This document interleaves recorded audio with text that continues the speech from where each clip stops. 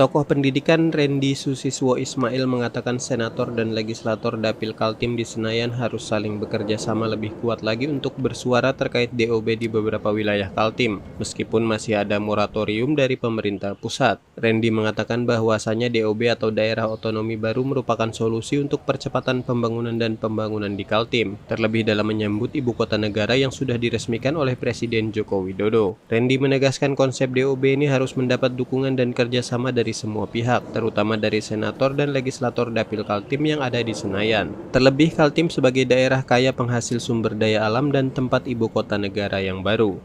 Ini sudah membuktikan ya bahwa langkah-langkah pemekaran ternyata mampu mendorong percepatan pembangunan daerah, ya, pembangunan antar kawasan. Kemudian menjawab hal yang berkaitan dengan soal disparitas kesenjangan yang terjadi selama ini di negara kita. Kita lihat saja beberapa daerah-daerah yang kemudian menjadi daerah baru itu ternyata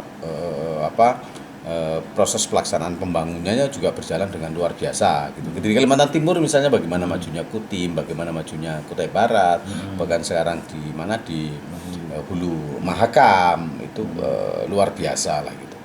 Karenanya saya kira pemekaran kembali untuk beberapa kawasan yang kemudian memang secara potensi sudah dilakukan kajian untuk kemudian bisa dikembangkan adalah sebuah keniscayaan gitu, dan kemudian secara politik itu memang harus kita untuk kemudian terus berjuang dan tentu dibarengi dengan kesiapan kita gitu, masyarakatnya terutama, dan kemudian pihak-pihak yang kemudian berkepentingan berkaitan dengan itu.